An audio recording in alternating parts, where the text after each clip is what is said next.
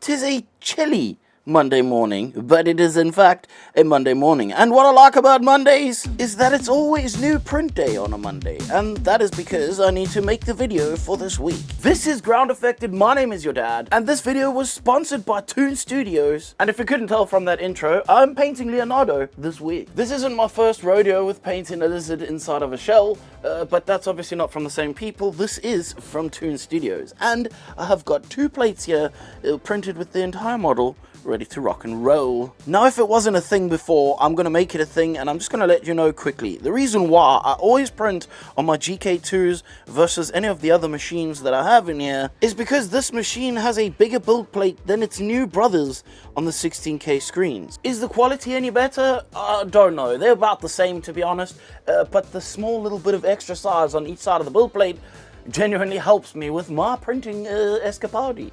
And annoyingly, this GK2 is no longer being made, so you cannot buy one of these. And the screen size issue is not only a GK3 thing, it's also the same situation with this Elegoo S4U. Now, if you've never known this size build plate before, this will not bother you in the slightest, because you will have not known the goodness. And it's really not a huge difference, I'll be totally honest with you. This was 2 build plates in order to print this Leonardo. But as you can see, I have fully crammed the living daylights out of this build plate, and so I would have had to probably print 3 and needed just to print 1 extra little piece if I were using the smaller build plate. Unfortunately, at some point these GK2s are going to stop working and there is no longer going to be any support for them, so when that day happens, I'll be a little bit sad. Will this affect you? Absolutely not. As printing from home, you're not going to need to be printing extremely fast in order to meet deadlines. Unless, of course, you are, in which case this might bother you and you'd need the bigger Ultra. But the reality is, this won't bother anyone other than me, who needs to get stuff done really fast and is a creature of habit and used to that build plate size. But we have waffled enough, and let's just take these things off of these build plates, cleaned and then cured, and let's get this damn model painted.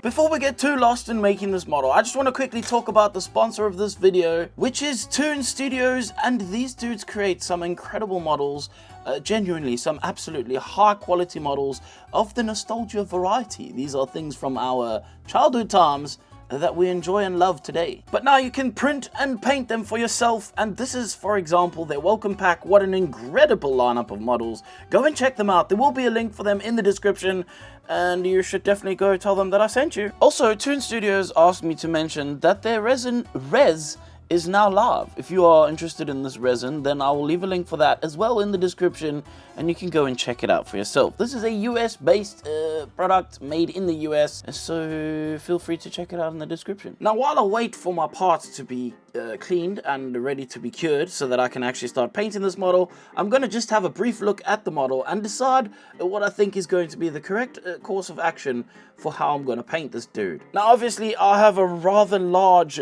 collection of paints for model making and painting, and you may not have as many as this. So what I want you to keep in mind while we go forward with painting this model, if you don't have all these colors, just try to make it as close as you can with the colors that you do have. It's not always about the specific color. It's more about kind of the volumes and the variants of color that I use. I usually like to paint in a very high contrast style, and so hopefully you're taking note of that when you look at the base color versus the highlight color versus the color that I use to shade everything with.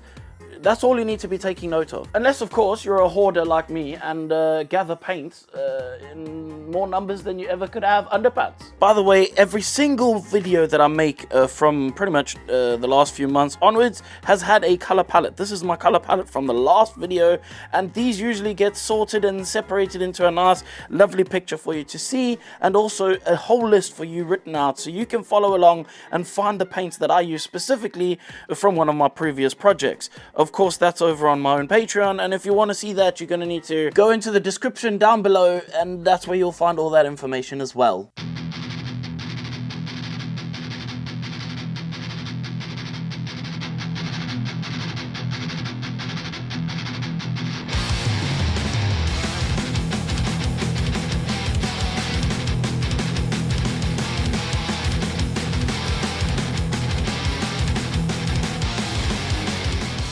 I saved you the hassle of having to watch me sand and prepare these parts. I also gave them a little bit of a primer before I even started to look at it. Now, of course, I want to give this thing a zenithal, and I want to paint this one with some shadows in the back and some lights in the front. So in order to do this, I'm going to build the model up first, put it into my airbrush booth, and spray a white zenithal, literally focusing on only one section of the model. And this is going to help force the light to be in the area only in the front and none of the light in the back, which is exactly what I want for this model. And now using a base green, I'm going to paint that over the entire lizard section of this frog thing, turtle man.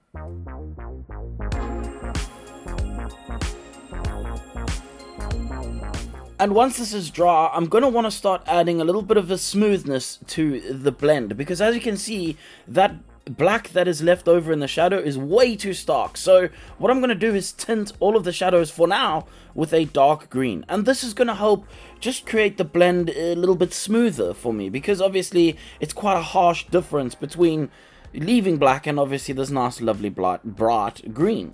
And of course, after I've done this, I'm going to decide that the color is incorrect, so we will come back to that a little bit later. But before that, I've obviously got a load of green over the shell, and I'm going to obviously paint that green off by using some white and black in order to make it back to where it was with the zenithal. Here is the part where I decided that that green was not quite the right color, and to really further push these shadows even further, I'm going to use some blue, and I'm using a blue ink mixed with a Drakenhof Nightshade. The Drakenhof Nightshade is nice and dark, but the blue ink is a very powerful color and definitely helps to tint the color underneath it. I'm going to quickly spray a blue over the bandana scarf thing that goes over his eyeballs, and I'll put that aside to dry before setting my sights onto the shell of this lizard. Now, of course, there are multiple colors on the shell, and I could mask most of this off and do this in a whatever way you want me to, but I'm not gonna. This is me we're talking about, and I like to do things in the most unconventional way you can think of. And speaking of which, I'm gonna start out by spraying the shell first, the back portion of the shell, with a dark brown, then a slightly lighter brown. In all cases, usually I would use two colors, the base color and also a highlight color. Now, of course, I'm spraying this over the top of zenithal, or a volumetric highlight, so this technically makes it more than two colors, but we won't get too deep into that for now. Just know that most of the time I will pick two colors, and then I will also pick a shadow color. In this case though, in the front of him, I wanted this to stand out a little bit more because this is obviously in the front where the lights are, so I added a bit of white to that final color and sprayed that over the front portion of the shell. Now, turning my airbrush down to a lower air pressure, I'm going to use some snakebite leather and spray that into the little gap on the sides of the shell. This is of course going to be the different color. There are 3 different colors on the shell, and that is the different color. I then used some skeleton horde to shade the front stomach. Again, remember when I said I use a shade color after I'd used the 2 main colors, so this basically makes it 3, but with the zenithal makes it 4 or 5, but we won't get too deep into that. Just know that that is happening. What also happened, and what you witnessed there, was me picking a color that was just not dramatic enough, and so I decided to change that color up, and I used a Cygor brown. Now, of course, in this case, the additional Agrax earth that was underneath it does help to add a little bit of shadow to it and a slight change of color, but we're not necessarily going to talk about that either. I guess we're not going to talk about lots of things, but we will talk about highlights on the skin. And on the skin, I decided to use this brighter green. Unfortunately, this was not quite the right color. It was a little bit too much white in it, and so I needed to come back in and bring that saturation back again. So to do this, I used Beltan green, which is quite a green color, and it is a shade, so it is quite transparent too. This means I can spray it over all of the muscular areas and the crevasses and things, and this will help smooth out the shadows very nicely for me. Now, while that dries, I'm going to quickly spray a little bit of snakebite leather onto the sword holders on this dude's back. There is a lot of things drying, and while they're drying, I'm going to use this time to paint other things. For example, this little bit of smoke coming out of the drain on this base of this model. I'm going to paint that using a white primer, because there is no other reason to use anything other than a primer, especially when it goes through your airbrushes easier. This one does. And then I'm going to also quickly paint the little wrap around his stomach, which, by the way, the color is incorrect for this. Again, and we'll get back to that when we get to it a little bit later. But for now, I'm going to quickly turn my attention to the base, and on the base I need to do some dry brushing of some silver, and I'm going to use my Artist Opus dry brushes. I really like these dry brushes, they are incredibly good, and I have also created a soap brush, which obviously helps me to keep them clean, which I'm going to be totally honest, smells the dog's nuts. We will talk about that in a future video perhaps, or I might post about it somewhere on socials, but for now, just know I've mentioned it, and you can talk about it in the comments if you want to, and maybe I'll release a little bit of information. Who knows, you might be able to bend my arm a little bit, but for now, let's just get back to painting these bits on the base. I start out with a dry brush of silver, and I use some Griff Charger Grey to spray into the shadows of these pieces. This just gives a bit more life to the silver pieces on the base, because they would be boring on their own. And going back to that little piece of steam or smoke or whatever it is, I used a apothecary white to spray into the shadows, because I don't want this to be too dark. I need it to just look like a white kind of color. That apothecary white just covers up the black a little bit and helps it to smooth it out very nicely for me indeed. Now on the base there are some brick areas and also some concrete areas. The brick areas I used a brick color, and then for the concrete areas I used, you guessed it, a concrete color, and for that I can't really say much. This could be greys, it could be green greys, it could be cool, warm, whatever you want it to be. In my case I used violet grey as the next layer. Obviously I used like a green grey over the first layer, and then a violet, and then the next layers are going to be subsequently going brighter and brighter up until I get to deck tan, which is the color that's going to bring out all of the brightness. And you can see that I'm focusing this brightness all in the front. You can definitely tell that I've picked two corners and kept them as my front main corners, because that is where the light is hitting this model, and so that's my thought process behind that. The little gravel stuff that is around the rest of the base, I used a brown which is kind of like a desaturated brown, and I painted that over all of those rubble areas using a smaller version of my Artist Opus dry brush that came in the entire set that was given to me when I met them at Salute Convention one day, which was a very nice thing, by the way. And also they never told me to say anything about it, but there are some links to those in my video descriptions. I'm very bad at links. I'm very bad at actually just putting out my own commission link things. I don't really know how to change it. I don't care that much. I do care. I like to get paid for advertising things, but also equally I'm not the advertising mule for everybody, so I don't really care, other than the fact that if you want something you will either go and buy it, whether it's through my link or on your own I don't know what the word is for doing it on your own. So just imagine I said a really fancy word that makes me sound cleverer than what I actually am. Of course, I'm always going to be like this. I really do not sell you something that I don't think is worth buying, to be honest. And I've always said this in every one of my videos. Use my link, don't use my link. I really don't care. It's up to you what you want to do with your money. And I'm not here to give you financial advice. But what I can give you is painting advice. And for this sludge coming out of this base, there are some very awkward spots, and so I decided that painting it with the deck tan and then just spraying that Tesseract glow over the top would give me the results that I need without too much effort and without having to bend my brush or break it to stick it around the corner of something. Anyway, once that was painted, I then used a gloss clear over the top of everything, and this helps to make the sludge look nice and sludgy, I guess. Now, I have absolutely no idea what these things are on the base, and I did watch the show growing up, so this is actually a character that I know quite a bit about. In fact, this was my favorite character from the Teenage Mutant Ninja Turtles when I was a kid, and annoyingly my mom got me frickin' Raphael as a suit. I don't know why she did that, but let's not worry about my plunders as a child, and let's just talk quickly about the little stuff coming out of the neck of this thing on the base, and I basically just gave it some colors on the wires. A very important thing was that I was still not convinced that the skins were where I wanted them to be. I needed to mute them just a little bit more, but at the same time I also needed to add a little bit more flavor to them. They were not quite where I wanted them to be, and they just had too much green in them, and I wanted to add a little bit bit of yellow and a little bit of brown to them, and the perfect color for this is Skeleton Horde. And I sprayed this into basically the shadows of all of the muscle areas, and I kind of avoided where I'd painted the blue in the shadow at the actual back of the model, but I've sprayed quite a generous amount of this onto the shoulder areas in order to just make sure that those colors were completely different from the actual skin tones themselves, and just helping to denote different variants of skin on the skin across the skin. And that's enough time saying the word skin, so let's talk about the knee pads and how I painted those. I used Sagor Brown because this color, it goes down super flat, super easy, and it's just such a good coverage of a color. It's one of the best contrast paints that I've used.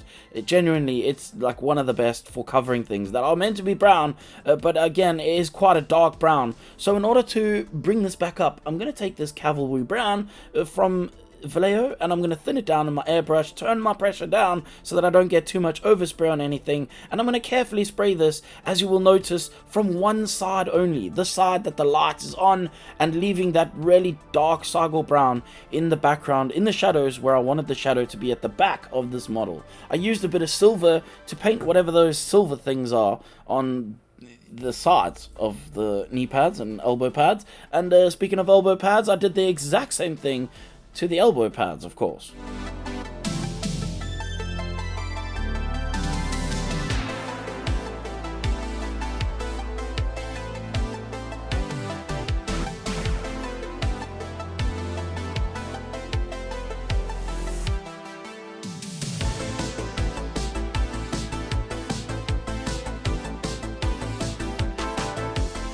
Now that I have a base done and some legs to go into that base, it's probably time for me to start working on the torso. And as you can see during this pause, I realized that the color I'd used was definitely not correct for the belts and straps on this torso. So what I did was I mixed a bit of Sagor Brown into that leather brown that I was using, and as you can see, this creates a nice rich dark brown that I can paint over all of the straps, thus giving me a nice brown that looks better. I also obviously repainted the little dangly thing in the front of the torso that hangs off from his belt section, and then briefly put some work into the sword holders on his back, which required just a bit of a dark silver painted over the bottom portions. And to make this, by the way, I literally just mixed a little bit of black into the silver that I had down on my palette. I then took some deck tan and painted that over the straps which hold these two pieces of sheath together, which obviously is held down by some kind of a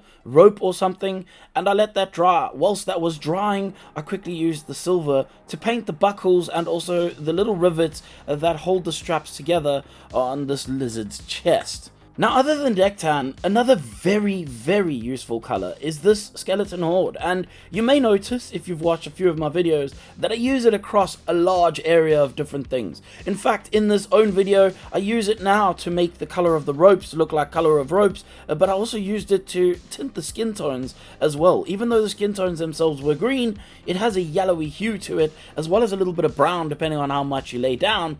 And it definitely helps to just be a versatile color. If you're going to get anything, Skeleton Horde is probably a good color to add to your palette. Now, quickly addressing the hands of this model, I'm going to spray some chrome from AK over the sharp points of the swords. And then I pretty much went home because I needed that to dry very well before I came back the next day in order to paint the rest of this model. And I'm going to start out by painting this really bright, nice blue from scale 75. By the way, this paint stinks through your airbrush. It smells like feet. So I'm not sure if you want to lick your brush after this. It also tastes like crap as well, so we won't get into that though, or even how I know that. But let's just quickly tell you how I added the shadows. I obviously used some Drakenhof Nightshade to spray into the shadows once that was dry, and remember that I used that Drakenhof Nightshade to spray the shadows on the turtle itself. This means that any overspray is not going to show on any of the skin tones because it is the color that is already there. I used that same dark silver that I made by mixing silver and black to paint the guard section of the sword, and then I set about painting the portrait for this model. Obviously I used the exact same blue to paint his eye mask thing. Yes, that's it. It's obviously a mask. Anyway, I painted this solidly, even over the eyes themselves, and I figured it just made sense to paint them that way. I wouldn't have to worry about anything being unpainted by mistake. So I used Drakenhof Nightshade to give it a shadow too, and while that was drying, I couldn't really paint the eyes, so I decided to paint in some black into the mouth. I did mix a tiny bit of red into this black, and I don't think it made that much difference. However, you can see it's not completely black. And once that was dry fully, it was time to set about painting teeth. If there's anything worse than painting gold trim, it's painting frickin' teeth. But I can tell you a little secret about painting teeth, really. It's not that hard. All you've got to do is just make sure you leave a gap between the damn teeth. If you don't leave a gap, you can't really tell that they are separated, and it just looks like one solid mass of things. Now, this is kind of a difficult thing to do, but luckily, it's two colors with no shades.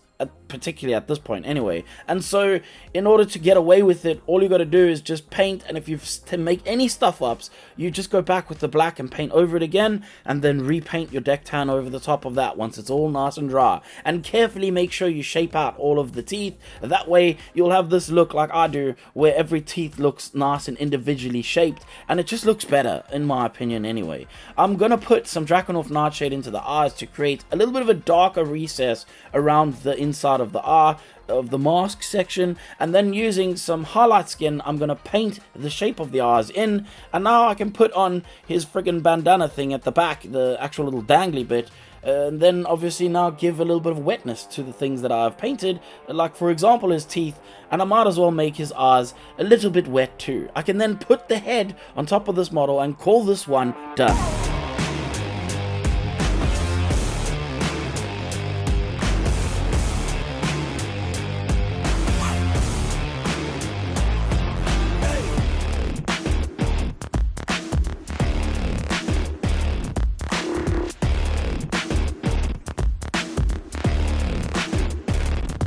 I really hope that in this video there was something that stood out to you, something that maybe clicked a click inside of your brain that just made you realize you could probably do this, or even attempt to do this yourself. And if it did, well, maybe that deserves a like and perhaps even a subscribe. If you look down at the bottom there's a little button that says you can subscribe. You can also put notifications on. There is also a little place in the bottom for you to leave some words of whatever you want to leave. It doesn't really matter what you want to write in there, because of course you are your own person and whatever you write is up to you. I want to just say a massive thank you though, because if you're listening to this, well, you made it through to the end of another Groundeffected video, which is fantastic. I want to say even bigger thank you though to those who support me over on Patreon. I have my own Patreon, and I release, you know, a model or two here and there, but we also release behind the scenes content. I release stuff that has never been seen on YouTube, and it's not often that I make a load of videos over there, but I do make videos over there. And if you are interested in supporting a creator, well, that's the best way you can support me genuinely, is if you go and join even at the lowest tier on my Patreon. You'll be supporting me way more than anything else. And so that is it, the end of my video. I want to say a massive thank you to everybody once again. Thank you, Toons, for sponsoring this video. And we get to say the best thing of all my videos, and I will put a little dolphin sound over it, but it goes something like this. If you didn't like anything you saw in this video, I don't care, and you can now f*** off.